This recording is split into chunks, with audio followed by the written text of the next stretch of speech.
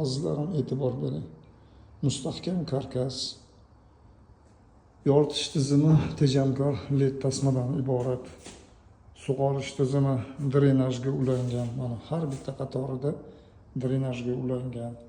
Tagiga bir idish qo'yib qo'yish mumkin yoki bo'lmasa oq havo tizimiga ulaverilsa bo'ladi. Karkasi qarang, o'ta mustahkam. 20 ta kaseta qo'yilgan. Mana tayyor uskuna. Xohlasangiz yerto'laga o'rnatasiz, xohlasangiz bir xonaga qo'yasiz. Aytgandek, bunga ahamiyati yo'q. Yerto'laning poli tuproqdan bo'ladimi, taxtadan bo'ladimi, betondan bo'ladimi?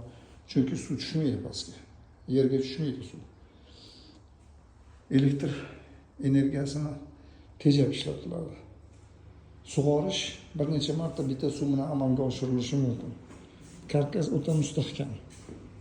Aytgandek, karkasi yig'ma karkas. Buni bemalol sochib yig'ish mumkin. Mana ko'rdingizmi? Bo'g'taga yig'ilgan, eshikdan sig'may qoldi va hokazo degan gap yo'q. Balandligini ham o'sha xonaga qarab turib moslashtirsa bo'ladi. Bu hozir balandligi 1.80. Optimal balandlik. O'rtacha yerto'lalarda, podvallarda shunaqa balandlik bo'ladi.